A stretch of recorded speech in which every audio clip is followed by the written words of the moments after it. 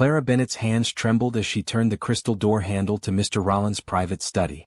The massive mansion felt eerily quiet this Tuesday evening, and she hadn't seen her employer since morning.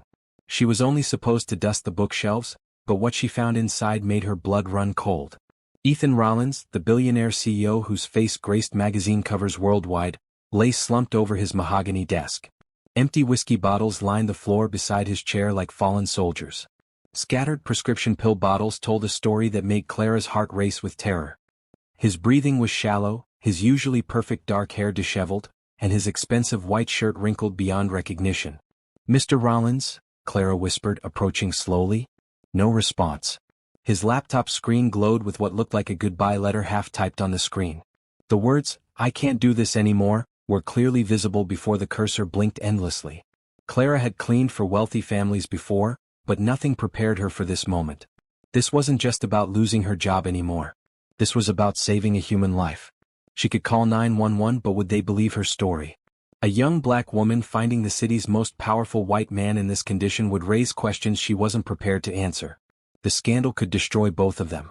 But looking at his pale face and hearing his labored breathing, Clara knew she couldn't walk away. Her grandmother always said that when God puts someone in your path who needs help, you help them. No questions asked. She gently shook his shoulder. "Mr. Rollins, can you hear me?" Still nothing. The empty pill bottles scared her most. She quickly checked the labels, trying to remember the first aid training she'd taken years ago for her grandmother. Heart medication mixed with anxiety pills and alcohol, this combination could kill him. Clara's phone felt heavy in her pocket. One call could save his life, but it might also end the quiet stability she'd finally found working here. After years of struggling to pay for her grandmother's medical bills, jumping from job to job, this position had been her lifeline. The generous salary let her afford her grandmother's medications and keep their small apartment. But as she watched Ethan's chest rise and fall weekly, her decision crystallized. Some things mattered more than money or security.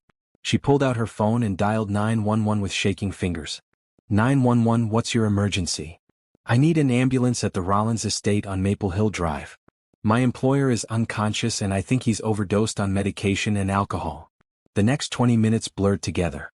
Paramedics rushed in, asking rapid-fire questions. Clara answered as best she could.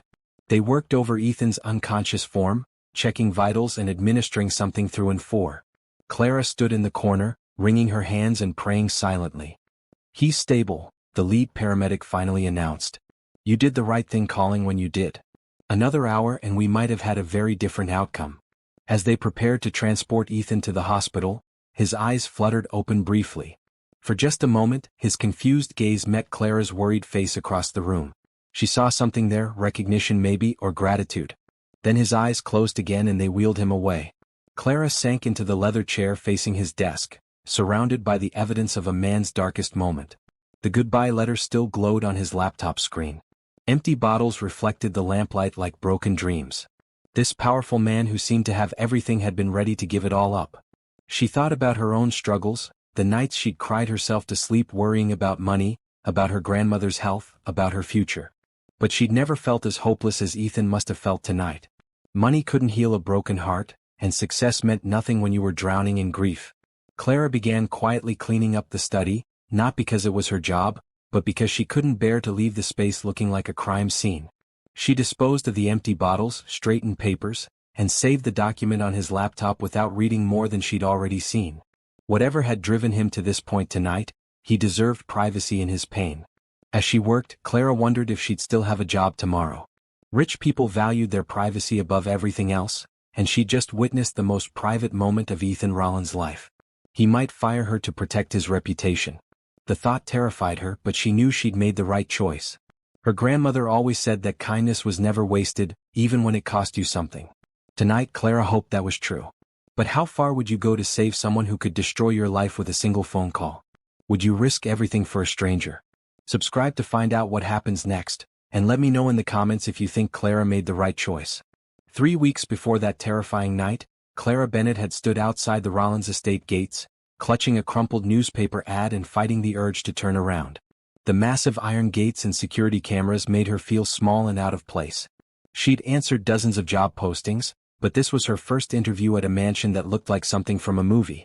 Clara's morning had started at 4 a.m. with her usual routine.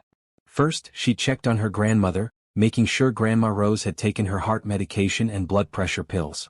Then she'd prepared breakfast and left detailed notes about lunch and dinner before catching 2 buses to reach this neighborhood where houses cost more than most people made in a lifetime. "You sure about this, baby girl?"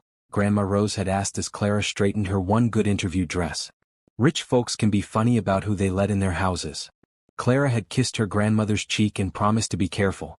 She needed this job desperately. Her current work schedule included cleaning office buildings at night, stocking shelves at a grocery store 3 mornings a week, and babysitting whenever she could find families who needed help. Even with all that work, she barely earned enough to cover Grandma Rose's medications and their rent. The security guard at the gate looked skeptical when Clara gave her name, but after checking his list, he directed her to the servants' entrance. Walking up the long driveway, Clara felt overwhelmed by the mansion's size. The main house was 3 stories of cream-colored stone with more windows than she could count quickly. Perfectly manicured gardens stretched in every direction, and she spotted a tennis court and swimming pool in the distance. Mrs. Patterson, the head housekeeper, answered Clara's nervous knock. She was a stern-looking woman in her 60s with silver hair pulled back in a tight bun and sharp blue eyes that seemed to see everything at once. "You're the Bennett girl," Mrs. Patterson said, looking Clara up and down. "You're younger than I expected." "Yes, ma'am, I'm 24, Clara replied, hoping her voice sounded steadier than she felt. "I know I don't have experience with large homes, but I'm a hard worker and I learn quickly." Mrs. Patterson led Clara through a maze of hallways, pointing out different rooms and explaining the daily schedule. The mansion felt like a museum with its expensive artwork, antique furniture, and crystal chandeliers. Clara tried to memorize everything while fighting the fear that she'd break something priceless just by breathing wrong. "Mr. Rollins values privacy above all else," Mrs. Patterson explained as they walked. "He doesn't interact with staff unless necessary. You'll rarely see him, and when you do, you're to be invisible. No chatting, no questions, no personal conversation of any kind." Clara nodded, wondering what kind of man inspired such formal distance from his employees. "The previous girl quit without notice," Mrs. Patterson continued. "Said the job was too demanding. I won't tolerate that kind of unprofessional behavior. Are you reliable, Miss Bennett?" "Yes, ma'am. I've never missed a day of work unless my grandmother was in the hospital," Clara answered honestly. Something in Mrs. Patterson's expression softened slightly. "You live with your grandmother?" "Yes, ma'am. She raised me after my parents died in a car accident when I was 8. She's got health problems now, so I take care of her like she took care of me." Mrs. Patterson studied Clara's face for a long moment. "The salary is $1,500 a week, paid every Friday. Health insurance included after your first month. You'll work Monday through Friday, 7 a.m. to 6 p.m. Weekends off unless there's a special event. No friends or family visiting during work hours. No using your phone except on breaks. Can you handle these terms?" Clara's heart nearly stopped. $1,500 a week was more than she made in a month at her other jobs combined. "Yes, ma'am, absolutely." "Good. You start Monday. Be here at 7 sharp." Mrs. Patterson handed Clara a small packet of papers. Employment agreement, tax forms, and house rules. "Read everything carefully and bring the signed papers Monday morning." As Clara walked back to the bus stop, her hands shook with excitement and nervousness. This job could change everything for her and Grandma Rose. No more choosing between groceries and medications. No more working until exhaustion just to fall behind on bills. That weekend, Clara read the employment packet 3 times. The house rules were extensive and strict, but nothing seemed unreasonable. She'd work in different areas of the mansion each day, following a detailed cleaning schedule. Personal items in Mr. Rollins' private spaces were never to be touched or moved. All staff members were required to sign confidentiality agreements about anything they saw or heard in the house. "Why you think he needs so much privacy?" Grandma Rose asked as they sat in their tiny kitchen Sunday evening. "Maybe he's just a private person," Clara replied, though she'd wondered the same thing. "Rich people are probably used to everyone wanting something from them. Or maybe he's got secrets to hide," Grandma Rose said with the wisdom of someone who'd lived long enough to know that money didn't always equal happiness. Monday morning, Clara arrived 15 minutes early, wearing her most professional clothes and carrying her signed paperwork. Mrs. Patterson seemed pleased with her punctuality and led her to a supply closet stocked with expensive cleaning products and equipment. "Today you'll work in the East Wing guest rooms," Mrs. Patterson explained. "Mr. Rollins is traveling for business, so you won't need to worry about disturbing him. Take your time and do thorough work. I'll check your progress at lunch." Clara spent the morning learning the layout of the East Wing and marveling at the luxury of the guest bedrooms. Each room was larger than her and Grandma Rose's entire apartment, with marble bathrooms and walk-in closets bigger than most people's bedrooms. Everything was already clean, but Clara dusted, vacuumed, and polished until each surface gleamed. At lunch break, Mrs. Patterson inspected Clara's work with a critical eye. She ran her finger along baseboards, checked behind furniture, and examined every surface Clara had touched. "Acceptable work for your first day," Mrs. Patterson finally said. "You missed some dust behind the lamp on the nightstand in room 3, and the bathroom mirror needs another pass, but overall you show attention to detail." Clara felt proud and grateful. This job was her chance to build a better life for herself and her grandmother. She was determined to excel no matter how demanding the work became. That afternoon, as Clara cleaned the mansion's main staircase, she heard voices from Mr. Rollins' study. He must have returned from his business trip early. She worked quietly, trying to be invisible as Mrs. Patterson had instructed, but she couldn't help noticing how tired and sad his voice sounded as he spoke on the phone. Over the following weeks, Clara settled into the rhythm of working at the mansion. She learned to navigate the complicated cleaning schedule, mastered the proper care of expensive furnishings, and earned Mrs. Patterson's grudging approval. Most importantly, she could finally afford her grandmother's medications without sacrificing other necessities. But as Clara worked through different areas of the massive house, she began to notice things about her mysterious employer. The mansion felt like a beautiful museum where no one actually lived. Most rooms appeared unused, meals were often left untouched, and she frequently heard Ethan talking on the phone in his study late into the night. Clara began to understand that Ethan Rollins, despite his wealth and success, was one of the loneliest people she'd ever encountered. Money had bought him everything except happiness. Ethan Rollins sat in his study at 2 a.m., staring at a framed photograph that never left his desk. In the picture, his wife Rebecca smiled brightly while holding their 4-year-old daughter Sophie in a park somewhere.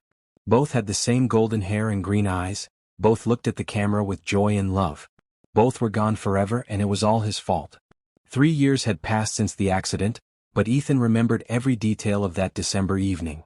He'd been working late again, preparing for a crucial board meeting the next morning. Rebecca had called around 8, asking if he could come home for Sophie's bedtime story.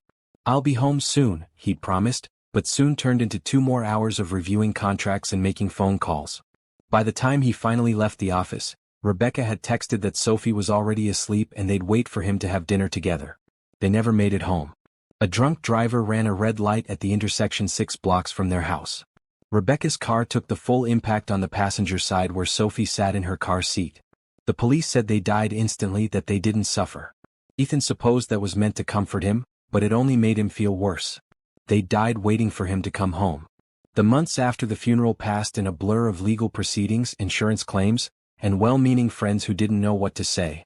Ethan threw himself into work, expanding his company and taking on new projects that required 18-hour days. Success became his drug, achievements his way of avoiding the pain that waited whenever he stopped moving. But success felt hollow when you had no one to share it with. Every milestone, every victory, every magazine cover featuring his face felt meaningless without Rebecca's proud smile or Sophie's excited hugs. He'd built an empire that felt like a monument to his failure as a husband and father. The mansion had been Rebecca's dream home. She'd spent months working with architects and designers, planning every detail of the place where they'd raise their children and grow old together. After her death, Ethan couldn't bear to change anything. Sophie's bedroom remained exactly as she'd left it, her toys arranged on shelves, her favorite stuffed animals waiting on the bed for a little girl who would never come home. Most nights, Ethan avoided sleep because dreams brought Rebecca and Sophie back to him, only to tear them away again when he woke up. He'd taken to working from his study until he collapsed from exhaustion, surrounded by contracts and financial reports that distracted him from the crushing weight of grief. His friends and business associates had tried to help in those early months. They'd invited him to dinners, introduced him to single women, suggested therapy or grief counseling. But how could he explain that he didn't want to heal? The pain was all he had left of his family. Moving on felt like abandoning them a second time.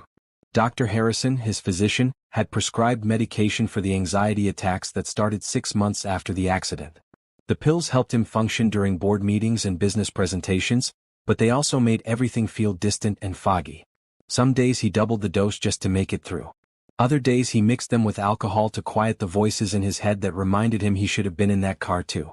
Mrs. Patterson ran his household with military precision, maintaining the illusion that everything was normal.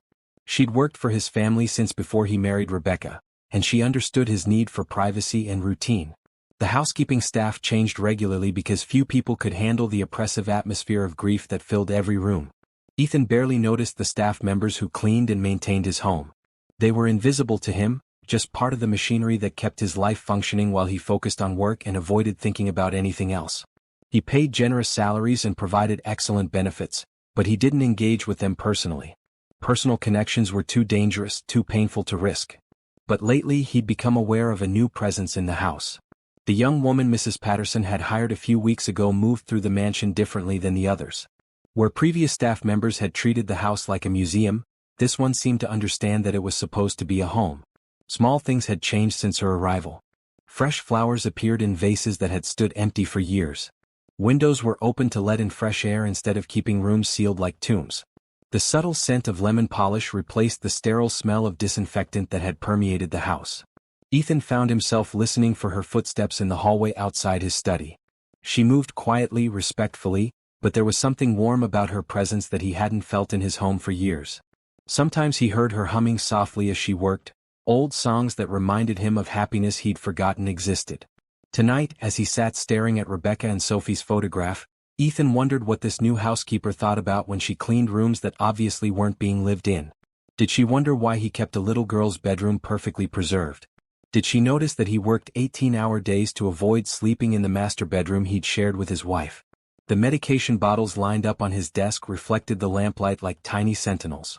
Dr. Harrison had increased his prescriptions again last month, adding new pills to help with the insomnia and depression. Mixed with the wine he'd been drinking since dinner, they made him feel disconnected from his body, floating somewhere above his pain. Ethan picked up his phone to call his driver, then remembered it was after 2 a.m. and set it down again. He'd been having strange thoughts lately, dangerous thoughts about joining Rebecca and Sophie wherever they'd gone. The guilt of surviving when they hadn't was becoming harder to carry each day. Maybe tonight he'd take a few extra pills, drink a little more wine, and see if he could find the courage to stop carrying this burden. Maybe tonight he'd finally do what he should have done 3 years ago instead of letting grief turn him into a ghost haunting his own life. As Ethan reached for the first bottle of pills, he thought he heard soft footsteps in the hallway outside his study. The new housekeeper must be working late, making sure everything was perfect for tomorrow. He wondered if she had family waiting for her at home, people who loved her and worried when she was late. The thought made him pause with the pill bottle in his hand. Someone with a family to care about would understand what he'd lost. Someone with love in their life would know how empty his had become. But that someone was just another invisible employee he'd never actually met, and she had her own life to worry about. Ethan opened the bottle and poured pills into his palm, ready to swallow them with the last of his wine. 2 days after returning from the hospital, Ethan sat in his study trying to process what had happened. The doctors had been discreet but firm in their warnings about mixing alcohol with his medications. He'd come closer to ending his life than he'd intended, and the realization left him shaken in ways he hadn't expected. But what haunted him most wasn't his near-death experience. It was the memory of kind brown eyes filled with worry as paramedics worked over him. Clara Bennett, his new housekeeper, had saved his life and then disappeared from his thoughts until Mrs. Patterson mentioned that she'd been the one to find him. The girl showed real presence of mind, Mrs. Patterson had reported during their brief conversation about that night. She could have panicked or tried to handle it herself, but she called for help immediately and stayed calm while the paramedics worked. Ethan realized he'd never actually seen Clara clearly before. She'd been working in his house for over a month, but like all his staff, she'd remained invisible to him. Now he found himself curious about the person who'd chosen to save his life when she could have simply walked away and reported finding him the next morning. Mrs. Patterson had assured him that Clara had signed the same confidentiality agreement as all his employees, and that she understood the importance of discretion regarding his private affairs. But Ethan wanted to know more about her character than what legal documents could guarantee. That's when he decided to test her. It was a Thursday afternoon when Ethan deliberately positioned himself on the leather couch in his study, pretending to be asleep. He'd heard Clara's footsteps in the hallway and knew she'd be cleaning the study soon. His laptop was open on his desk with quarterly reports displayed on the screen, important documents were scattered across the coffee table within easy reach, and his wallet lay conspicuously on the bookshelf beside a crystal paperweight worth several $1,000s. Ethan controlled his breathing to appear deeply asleep while keeping his ears attuned to every sound Clara made as she entered the room. He heard her gentle intake of breath when she noticed him on the couch, followed by several moments of complete silence. She was probably deciding whether to wake him or come back later. Instead of retreating, Clara moved further into the room with careful, quiet steps. Ethan listened as she began dusting the bookshelves, working around his wallet and the other valuable items without disturbing them. Her movements were deliberate and respectful, never coming close enough to invade his space on the couch. After several minutes, Ethan heard Clara set down her cleaning supplies and approach him slowly.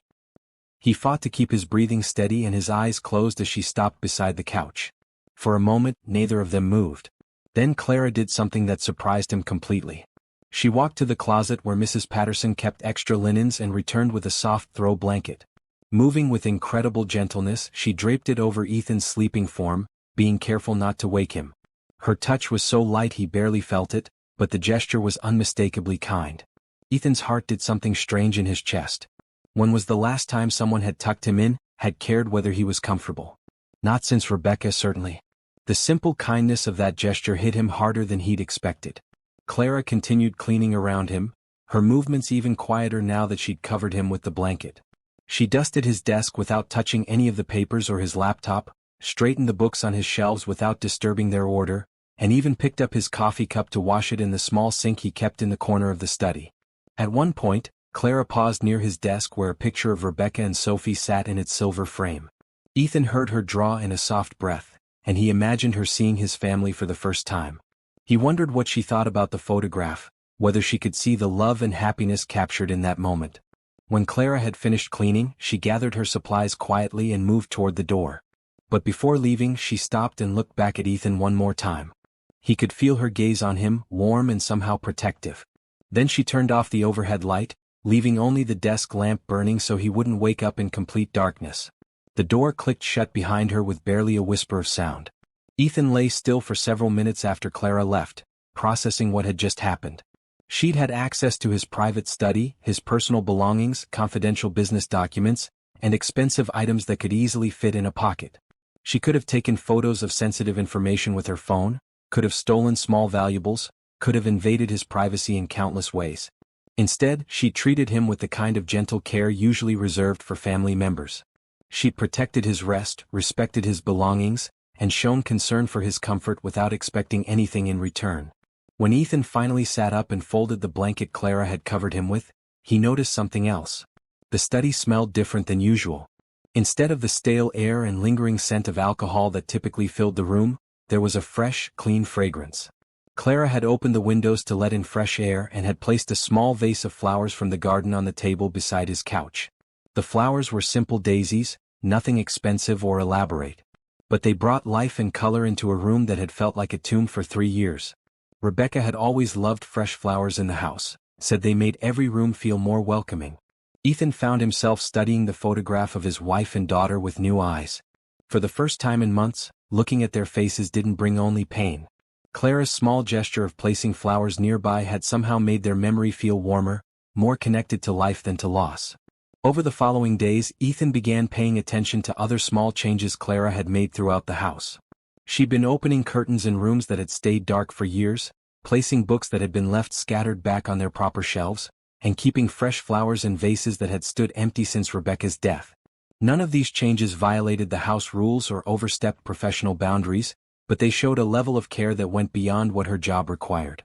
Clara was treating his house like a home instead of a mausoleum, and slowly, almost without him noticing, it was starting to feel alive again. The test had revealed Clara's character more clearly than any background check or reference letter could have. She was trustworthy, kind, and respectful. But more than that, she seemed to understand that healing came in small gestures, gentle touches, and the quiet restoration of hope to places where it had been lost. For the first time since his family died, Ethan felt curious about another person. He wanted to know who Clara Bennett really was, what had shaped her into someone capable of such natural kindness, and whether she might be the key to helping him find his way back to the world of the living. The morning after Ethan's test, Clara arrived at work with butterflies in her stomach. She'd spent the previous evening wondering if she'd overstepped boundaries by covering Mr. Rollins with a blanket and arranging flowers in his study. Mrs. Patterson had emphasized repeatedly that staff were to remain invisible and never interact personally with their employer. But something about seeing him sleeping so peacefully on the couch had reminded Clara of her grandmother, who often fell asleep in her favorite chair while watching television. Clara always covered Grandma Rose with a throw and dimmed the lights, simple acts of love that made a house feel like home. When Clara entered the mansion that Thursday morning, Mrs. Patterson greeted her with an unusual expression. The stern housekeeper almost looked like she was trying not to smile. "Mr. Rollins left instructions for you to continue maintaining his study daily," Mrs. Patterson announced. "He was pleased with your work yesterday." Clara felt relief wash over her. She hadn't been fired for showing kindness to her employer. If anything, she seemed to have earned his approval. As weeks passed, Clara began to notice small changes in the mansion's atmosphere. Mr. Rollins still worked long hours and rarely appeared outside his study during the day, but the oppressive sadness that had filled every room seemed to be lifting slightly. Clara continued her routine of opening curtains, placing fresh flowers from the garden in various rooms, and maintaining the delicate balance between respecting privacy and bringing warmth back to the house. One morning, Clara discovered a note on the kitchen counter written in strong, masculine handwriting. "Thank you for the flowers. They brightened the room considerably." It was unsigned, but Clara knew it was from Mr. Rollins. Her heart fluttered with pleasure at this small acknowledgement of her efforts. The next day, Clara left a brief note of her own beside the coffee maker in Mr. Rollins' study. "The garden has beautiful roses blooming now. I thought you might enjoy them." She signed it simply CB, and left a small arrangement of pink and white roses beside his laptop. This quiet exchange of notes became a regular part of their routine. Mr. Rollins would leave brief messages thanking Clara for specific touches she'd added to various rooms. Clara would respond with suggestions about flowers from the garden or small observations about the house that might interest him. "The window in the library offers a perfect view of the sunset," Clara wrote one afternoon. "I opened the curtains so you can see it from your desk." "I'd forgotten how beautiful the sunset looks from that window," came his reply the next morning. "Thank you for the reminder." These small communications felt precious to Clara. She'd never had a job where her employer acknowledged her efforts so thoughtfully. Most of the wealthy families she'd worked for treated housekeeping staff like furniture, necessary but invisible. Mr. Rollins was different. Despite his reputation for being cold and distant, his notes revealed someone who noticed details and appreciated kindness. Clara began putting extra care into small gestures that might brighten Mr. Rollins' day. She'd arrange his favorite books in easy reach beside his couch, make sure his coffee was always fresh and warm, and leave small plates of cookies or fruit near his workspace. Nothing that violated professional boundaries, but gentle touches that showed she cared about his comfort.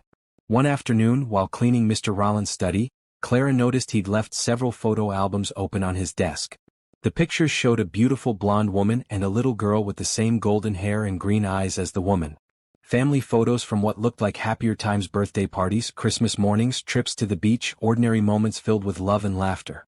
Clara understood now why Mr. Rollins seemed so sad, why the mansion felt like a memorial instead of a home. He'd lost his family, and grief had turned him into a ghost haunting rooms full of memories. Clara's heart ached for him as she carefully closed the albums and placed them on the shelf where he could reach them easily. That evening, Clara left a different kind of note for Mr. Rollins. "I'm sorry for your loss. Your family looked very happy together.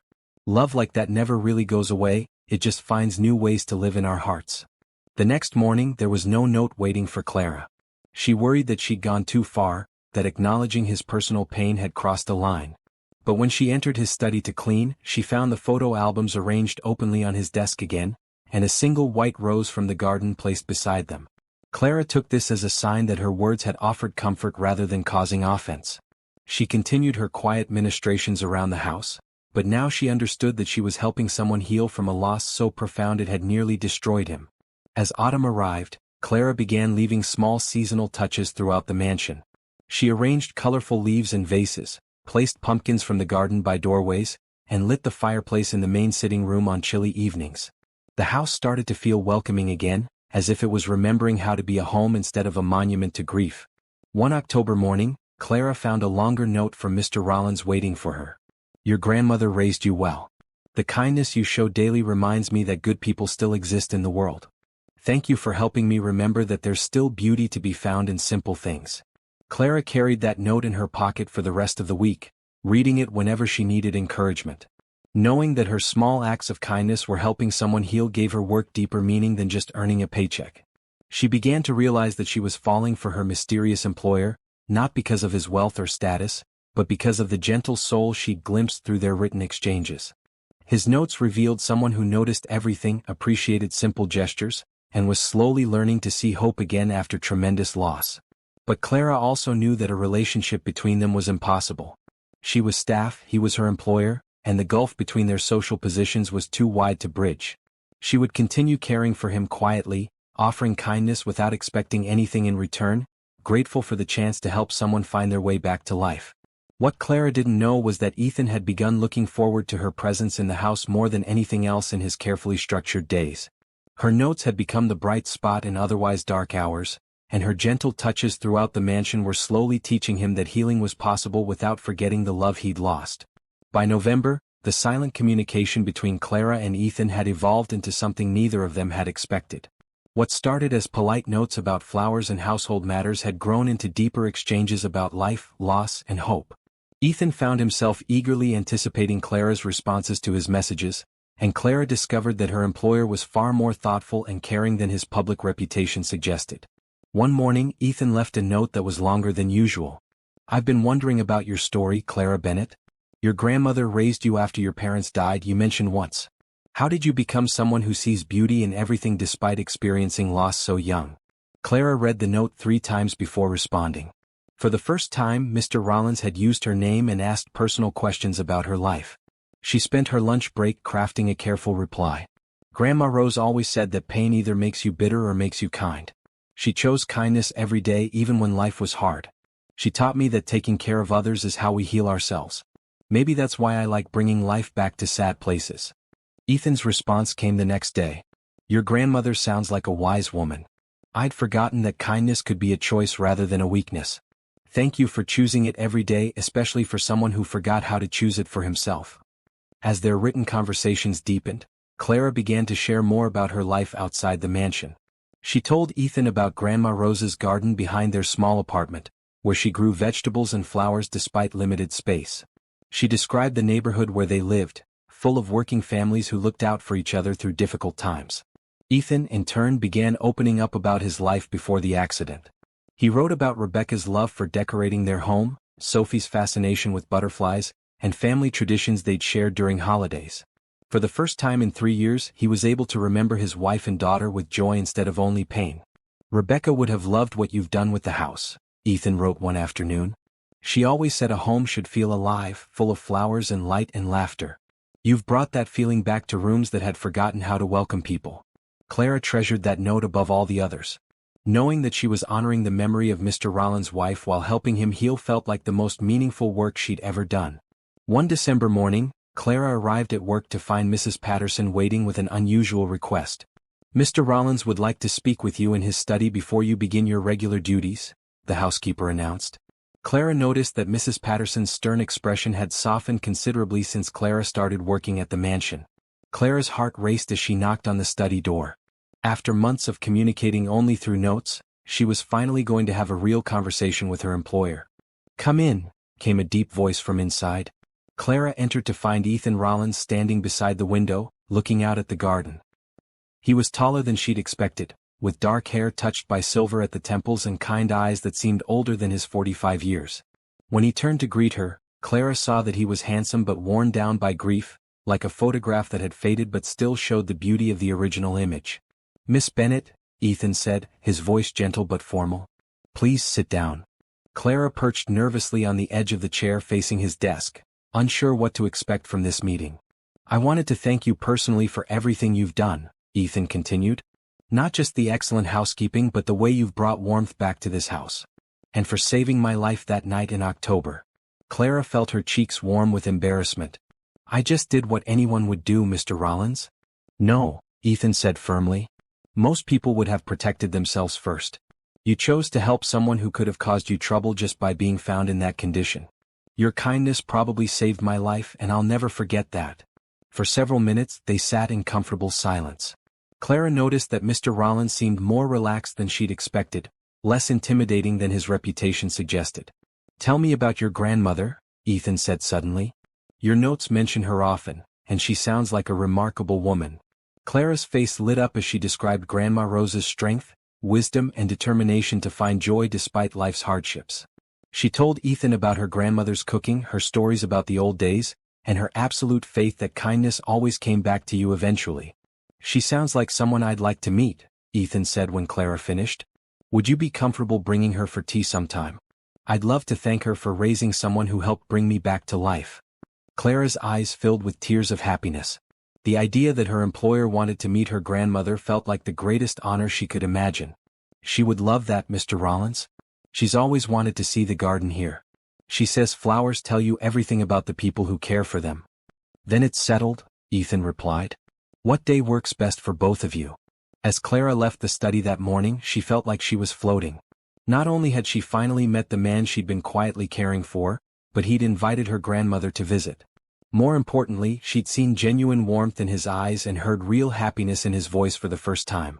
What Clara didn't know was that Ethan had spent weeks preparing for this conversation, wondering if the woman whose kindness had touched him so deeply would be as remarkable in person as she seemed through her notes. Meeting Clara had exceeded his expectations in every way, and he found himself looking forward to getting to know her better. For the first time since Rebecca's death, Ethan was thinking about the future instead of just surviving each day. Clara Bennett had shown him that healing was possible without betraying the memory of those he'd lost, and he was ready to explore what that might mean for both of them. The week before Christmas, Ethan's peaceful world came crashing down in the form of an unexpected visitor. Victoria Sterling, his business rival and former colleague, arrived at the mansion unannounced with a photographer and a tabloid reporter in tow. Victoria had been trying to buy Ethan's company for 2 years, making increasingly aggressive offers that he'd consistently rejected. She was beautiful, ruthless, and determined to get what she wanted by any means necessary. Her sudden appearance at his home with media representatives immediately put Ethan on high alert. "Ethan, darling," Victoria said, pushing past Mrs. Patterson into the main hallway. "I hope you don't mind the surprise visit. I brought some friends who are very interested in your recent lifestyle changes." Clara was arranging Christmas decorations in the living room when she heard unfamiliar voices in the hallway. Through the doorway, she could see a stunning blonde woman in an expensive coat speaking to Mr. Rollins in a tone that was both familiar and predatory. "I'm not sure what you're referring to, Victoria," Ethan replied coolly. "And I don't appreciate uninvited guests in my home." "Oh, come now," Victoria laughed. "Surely you're not going to deny your touching romance with the help. My sources tell me you've been getting quite cozy with your little housekeeper." Clara's blood ran cold. Someone had been watching the house, documenting her interactions with Mr. Rollins, and twisting their innocent exchanges into something scandalous. "I don't know what game you're playing," Ethan said, his voice dangerous now. "But you need to leave immediately." "Not until we get our story," the reporter interjected, pulling out a recording device. "Mr. Rollins, can you comment on your relationship with Clara Bennett, the domestic worker who's been living in your mansion for the past several months?" "She doesn't live here," Ethan corrected sharply. "Miss Bennett is a valued employee who works normal business hours like any professional. But sources close to the situation suggest your relationship has become quite intimate," Victoria added with a cruel smile. "Late-night visits to your study, personal gifts exchanged, long private conversations. Sounds like more than just employer and employee to me." Clara realized with horror that Victoria must have someone inside the house reporting on her daily activities. Every kind gesture, every note, every moment of connection between her and Mr. Rollins had been twisted into evidence of something inappropriate. The photographer began snapping pictures of the decorated living room, focusing on the fresh flowers and personal touches Clara had added throughout the house. Each photo would be used to support the narrative that she'd been living there as more than just staff. "Mr. Rollins has been lonely since his family's tragic death," the reporter said, speaking into his recorder. "Sources indicate he's become emotionally dependent on a much younger domestic worker from a vastly different social background. Questions arise about her motivations and whether she's taking advantage of a grieving widower's vulnerability." Clara couldn't listen to any more. She slipped out the back door into the garden, her heart pounding with panic and shame. In minutes, these people would destroy everything good that had grown between her and Mr. Rollins. They'd paint her as a gold digger and him as a fool, turning their quiet friendship into a public scandal. Inside, Ethan was fighting to control his rage. "You have 30 seconds to get out of my house before I call security and have you arrested for trespassing." Temper, Victoria taunted. We're just trying to understand how a billionaire CEO ends up involved with someone so far beneath his social station. Surely his late wife's memory deserves better than this embarrassing situation. The mention of Rebecca hit Ethan like a physical blow. Victoria had crossed a line that could never be uncrossed. "Get out," he said quietly, his voice deadly calm. "Get out now, and if I see one word of this fabricated story in print, I'll sue you and your publication into bankruptcy." "You can't sue the truth, Ethan," Victoria replied as she headed toward the door. "And the truth is that you've compromised yourself with the help. Your board of directors will be very interested to hear about this lapse in judgment." After the unwelcome visitors left, Ethan found Clara in the garden, sitting on a stone bench with tears streaming down her face. She looked small and vulnerable in the winter afternoon light, nothing like the predatory opportunist Victoria had painted her to be. "Clara," Ethan said gently, sitting beside her on the bench. "I'm so sorry you had to hear that." "She's going to ruin everything," Clara whispered. "My reputation, your reputation, this job that means everything to me and my grandmother. She's going to make people think I'm some kind of criminal who took advantage of your grief." "No one who knows either of us would believe that," Ethan replied firmly. "You've never asked me for anything except the chance to do honest work. Your character speaks for itself." "But people don't know me," Clara said, wiping her eyes. "They'll see a young black woman working for a wealthy white man, and they'll assume the worst. They'll think I seduced you for your money or that you're having some kind of breakdown that made you vulnerable to manipulation." Ethan realized that Clara was right about how the situation would be perceived by the public. The racial and class differences between them would be used to support Victoria's narrative, no matter how false it was. "What do you want to do?" Ethan asked quietly. "I should quit," Clara said, though the words seemed to tear at her heart. "If I'm not working here anymore, there's no story for them to tell. Your reputation won't be damaged, and maybe they'll leave us both alone." "I don't want you to quit," Ethan said. "Clara, you've become more important to me than I know how to express. Losing you would be like losing light and hope all over again." Clara's heart soared and broke at the same time. Hearing Mr. Rollins say that she mattered to him was everything she'd dreamed of, but it was also confirmation that Victoria was right about their relationship being more than professional. "If I stay, they'll keep watching us," Clara said. "Every smile, every conversation, every kind gesture will be twisted into evidence that we're having an inappropriate relationship. Is that what you want?" Ethan was quiet for a long time, considering the impossible situation Victoria had created. He cared about Clara more than he'd cared about anyone since Rebecca's death, but he also knew that protecting her might require letting her go. "Let me think about this," he finally said. "Don't make any decisions yet. There might be another way to handle this situation."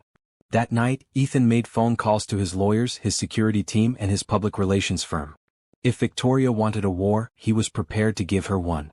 But he was also preparing for the possibility that protecting Clara might require sacrificing his own happiness once again. 2 weeks later, just as Ethan thought the Victoria Sterling situation had been contained by his legal team, disaster struck from an unexpected direction. Clara arrived at work on a Monday morning to find police cars in the driveway and Mrs. Patterson in tears in the kitchen. "What's happening?" Clara asked, her heart immediately racing with worry. "Someone broke into the house last night," Mrs. Patterson explained shakily. "They got into Mr. Rollins' study and the master bedroom. Several valuable items are missing, including some of Mrs. Rollins' jewelry that Mr. Rollins kept in his bedroom safe." Clara felt sick to her stomach. A burglary at the mansion would bring more unwanted attention and stress to Mr. Rollins when he was finally starting to heal from his grief. Detective Martinez, the lead investigator, was a serious woman in her 40s who'd been questioning the staff about their movements over the weekend. When it was Clara's turn to be interviewed, she answered every question honestly and completely. "You have access to all areas of the house," Detective Martinez noted, consulting her notes, "including Mr. Rollins' private bedroom and study." "Yes, I clean those rooms daily," Clara confirmed. "But I never touch his personal belongings or the safe. Mrs. Patterson gave me very clear instructions about that from my first day." "When was the last time you saw the missing jewelry?" Clara thought carefully. "I saw the jewelry box on his dresser Friday morning when I was dusting. But I never opened it or touched it. I wouldn't do that." The detective made more notes and dismissed Clara to continue her questioning of other staff members. Clara went about her work with a heavy heart, knowing that the break-in would cause Mr. Rollins even more pain. Rebecca's jewelry had been among the few personal items he'd kept close to him, and losing those precious mementos would feel like losing his wife all over again. That afternoon everything changed. Detective Martinez returned with a search warrant and additional officers. They focused their attention on the staff quarters and began searching everyone's personal belongings. When they reached Clara's locker in the staff area, her world collapsed. Inside, wrapped in a cleaning cloth, was an ornate diamond necklace that Clara had never seen before. "Miss Bennett," Detective Martinez said grimly, "you're under arrest for burglary and theft." Clara stared at the necklace in shock, unable to process what was happening. "I've never seen that before in my life. I don't know how it got in my locker." "You have the right to remain silent," the detective continued, beginning the arrest process while Clara's mind reeled with confusion and terror. Mrs. Patterson watched in disbelief as Clara was handcuffed and led away. "There's been a mistake," she called after the officers. "Clara would never steal anything. She's the most honest person I've ever employed." But the evidence was damning. The necklace had been found in Clara's personal locker, wrapped in one of the cleaning cloths she used daily. Security cameras showed that no other staff members had accessed that area over the weekend. Ethan was in a board meeting downtown when he received the call about Clara's arrest. He immediately left the meeting and drove to the police station, his mind refusing to accept what he'd been told. "I want to see Clara Bennett," he told the desk sergeant. "She's being processed for burglary charges, sir. No visitors until after arraignment." "Then I want to speak with Detective Martinez immediately." When the detective arrived, Ethan wasted no time. "Clara Bennett did not steal my wife's jewelry. Someone planted that necklace in her locker." "Mr. Rollins, I understand this is difficult," Detective Martinez replied patiently. "But the evidence is clear. The necklace was found in Miss Bennett's exclusive possession, wrapped in materials she had daily access to. Clara has been in my house for months. She's had access to valuable items every single day. If she was a thief, why would she wait until now to steal something? And why would she hide it in the most obvious place possible?" "People make mistakes when they're nervous," the detective suggested. "Maybe she panicked after taking it and didn't think through the hiding place." Ethan felt frustrated and helpless. He knew Clara was innocent, but he couldn't prove it. Someone had set her up deliberately, and he had a strong suspicion about who that someone might be. At the arraignment the next day, Clara appeared in court wearing an orange jumpsuit, looking smaller and more frightened than Ethan had ever seen her. She'd spent the night in jail, unable to afford bail on her housekeeper's salary. Ethan immediately contacted his lawyers to arrange for Clara's bail, but the damage was already done. The local news had picked up the story of the billionaire's housekeeper accused of stealing his dead wife's jewelry. The headlines were brutal and played into every stereotype Victoria Sterling had tried to promote. Gold digger caught red-handed stealing from grieving widower. Housekeeper's greed exposed. Trusted employee steals dead woman's jewelry. Billionaire's poor judgment. How loneliness led to betrayal. Clara's photograph appeared alongside the headlines, painting her as a criminal who'd taken advantage of her employer's vulnerability. The racial undertones in the coverage were unmistakable, with several outlets emphasizing the class and racial differences between Clara and Ethan. When Clara was released on bail, she went straight to the mansion to resign. She found Ethan waiting for her in his study, looking as devastated as she felt. "Clara will fight this," he said immediately. "My lawyers are already investigating how that necklace ended up in your locker." "It doesn't matter," Clara replied, her voice hollow with despair. "Even if they prove I'm innocent, my reputation is destroyed. No one will ever trust me to work in their home again. And your reputation is damaged too because you trusted me." "I don't care about my reputation," Ethan said fiercely. "And anyone who believes you're capable of theft doesn't know you at all." Clara pulled her resignation letter from her purse and placed it on Ethan's desk. "I'm sorry, Mr. Rollins. Being near me will only cause you more trouble. I need to go home to my grandmother and try to figure out how to rebuild my life." "Clara, please don't do this," Ethan pleaded. "You're giving up, and that's not the strong woman I've come to know." "I'm not giving up," Clara said quietly. "I'm protecting you. The same way you'd protect me if you could." With that, Clara walked out of the mansion for what she believed would be the last time. She left behind the job that had meant everything to her, the man she'd fallen in love with, and any hope for the future she'd begun to imagine. Ethan stood alone in his study, holding Clara's resignation letter and feeling more helpless than he had since the night Rebecca and Sophie died. Once again he'd lost someone who mattered to him, and once again he'd been powerless to prevent it. But this time he wasn't going to accept loss without a fight. 3 weeks after Clara's arrest, Ethan had barely slept or eaten. He'd hired the best private investigators in the city, reviewed security footage frame by frame, and pressured police to examine every angle of the case. But the evidence against Clara remained circumstantial yet damning, and she refused to see him or accept his help with legal fees. Ethan was sitting in his study at midnight, reviewing detective reports for the 100th time, when his security chief called with breakthrough news. "Mr. Rollins, we found something. One of my guys was reviewing footage from the traffic cameras on the street outside your property. A car was parked across from your gate for several hours Sunday night, and we got a clear shot of the license plate." "Whose car?" "It's registered to Victoria Sterling." Ethan's blood turned to ice. Victoria had been at his house the night of the burglary, close enough to observe the property and potentially enter the grounds without being detected by his main security cameras. "There's more," the security chief continued. "We pulled her financial records. She made a large cash payment to someone named Derek Torres 2 days before the break-in. Torres has a record for burglary and works as a handyman for several wealthy families in the area." "Get me everything you can on Torres," Ethan ordered.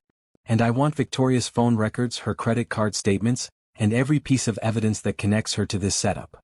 By morning, Ethan had enough evidence to request a meeting with Detective Martinez. Victoria's financial trail showed payments to Torres that coincided perfectly with the timeline of the burglary. Security footage from nearby businesses confirmed that Victoria's car had been in the neighborhood at the time of the break-in. Most damning of all, Torres had a key to the mansion's service entrance, a key that had been reported missing from Mrs. Patterson's office 2 months earlier during a routine maintenance visit to the house. "This is circumstantial," Detective Martinez admitted after reviewing Ethan's evidence. "But it's enough to bring Victoria Sterling in for questioning." Victoria was arrested at her office that afternoon, surrounded by reporters who'd been alerted by an anonymous tip. Her carefully composed facade cracked when confronted with the evidence against her, and within hours she was offering to make a deal in exchange for a reduced sentence. The truth that emerged was even more calculated than Ethan had imagined. Victoria had orchestrated the entire scheme to destroy Clara's reputation and force Ethan into a vulnerable emotional state. With Clara gone and his judgment questioned publicly, Victoria believed she could pressure him into selling his company at a fraction of its value. Derek Torres had been paid to break into the mansion and plant Rebecca's necklace in Clara's locker. Victoria had provided him with the stolen key and detailed knowledge of the house layout, information she'd gathered during her uninvited visit in December. The plan had been perfect except for one detail Victoria hadn't anticipated. Ethan's love for Clara was stronger than his grief, and instead of being broken by her loss, he'd been motivated to fight for her with everything he had. When Clara heard about Victoria's arrest on the evening news, she was sitting in her grandmother's tiny kitchen, still wearing the same clothes she'd worn to court that morning for her latest hearing. She'd barely spoken in days, devastated by the betrayal she felt and the loss of everything she'd built. "Baby girl," Grandma Rose said gently, "that rich man of yours just proved he loves you more than his reputation. You better get yourself over to his house and thank him properly." "It's too late, Grandma," Clara whispered. "Even if my name is cleared, too much has happened. The newspapers, the arrests, the scandal. We can never go back to what we had." "Who says you need to go back?" Grandma Rose replied with the wisdom of her 83 years. "Maybe you need to go forward instead." That night, Ethan appeared at Clara's apartment door with flowers from his garden and tears in his eyes. "I'm sorry," he said when Clara opened the door. "I'm sorry I couldn't protect you from Victoria's cruelty. I'm sorry you had to spend time in jail for something you didn't do. I'm sorry your reputation was damaged because you were kind to a broken man who didn't deserve your compassion."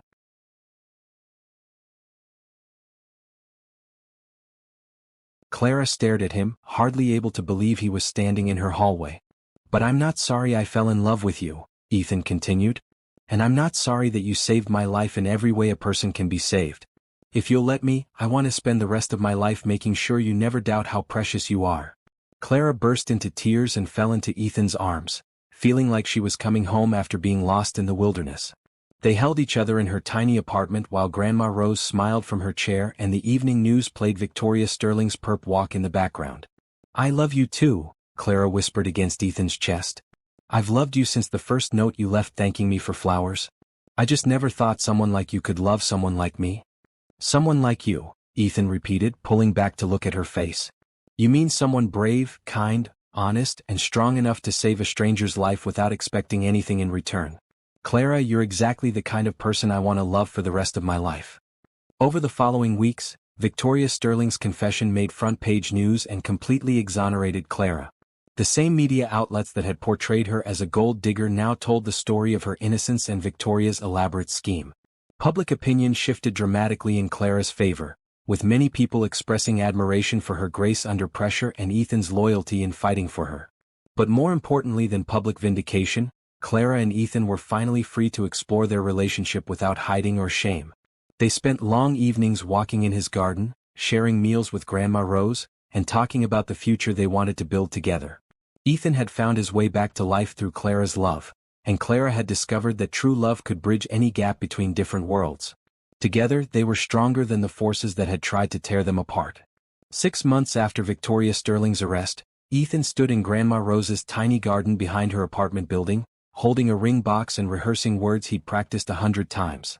Clara was inside helping her grandmother prepare Sunday dinner, unaware that her entire life was about to change. The garden was Clara's masterpiece, a testament to her ability to create beauty in small spaces.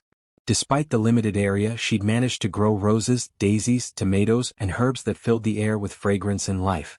Ethan had spent many Sunday afternoons here over the past months, learning about Clara's childhood while helping tend the plants she loved. "You ready for this, son?" Grandma Rose asked, appearing at his elbow with the stealth of someone who'd been sneaking up on nervous young men for 8 decades. "I think so," Ethan replied, though his hands were shaking slightly. "What if she says no?" Grandma Rose laughed, a sound like wind chimes in the evening breeze. "That girl's been in love with you since she covered you with that blanket months ago. She's just been waiting for you to catch up." "I hope you're right." "I'm always right about love," Grandma Rose declared. "Now go get my granddaughter before she burns the cornbread fretting about what's taking us so long out here."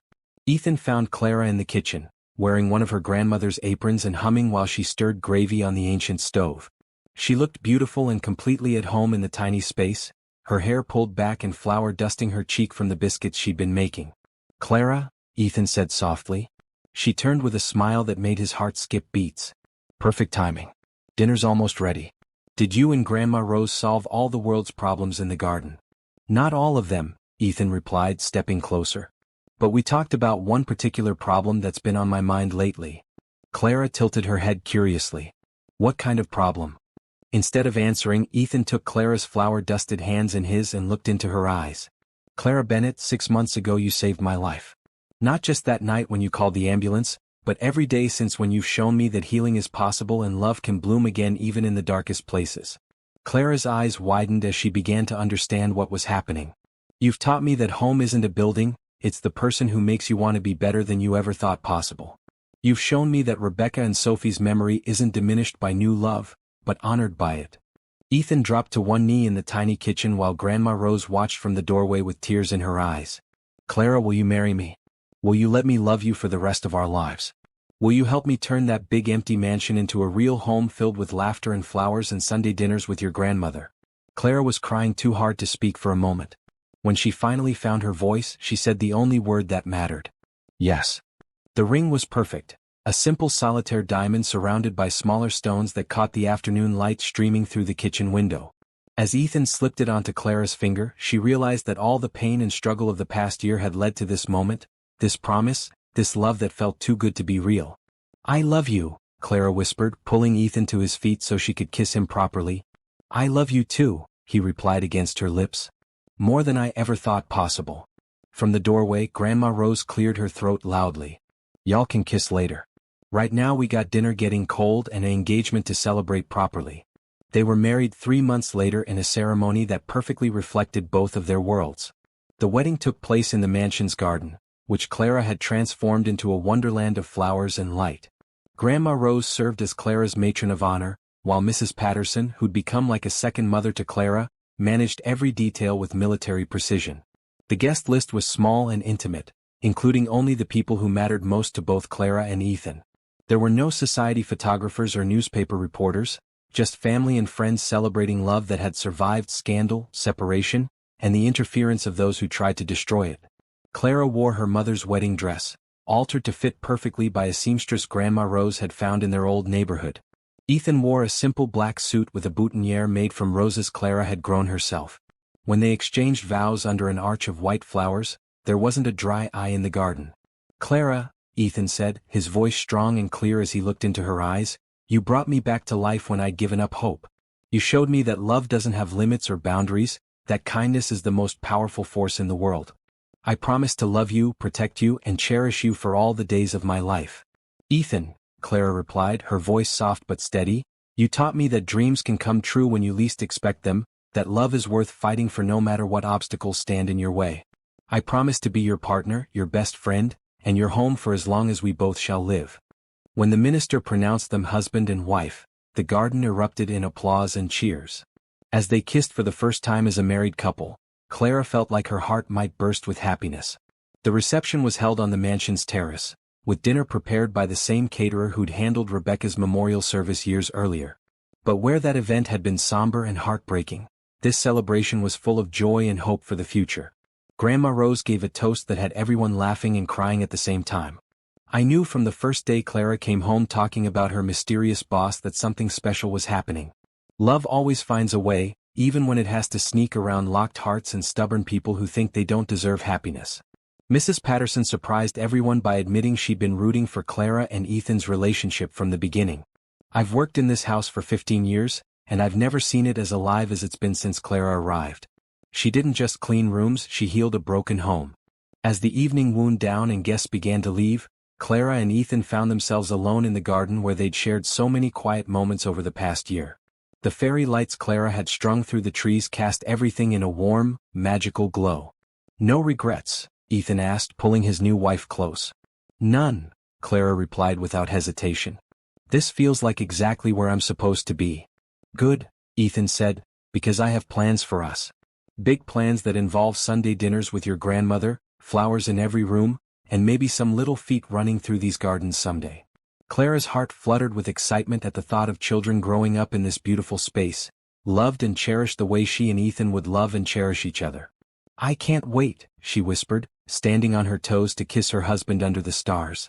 As they stood together in the garden that had witnessed their love story unfold, Clara thought about all the small moments that had led to this perfect ending. A blanket tucked around a sleeping man, notes left beside coffee cups, flowers arranged with care, and kindness chosen every day despite pain and loss. Love had found them both when they needed it most, proving that sometimes the most beautiful stories begin with the simplest acts of compassion.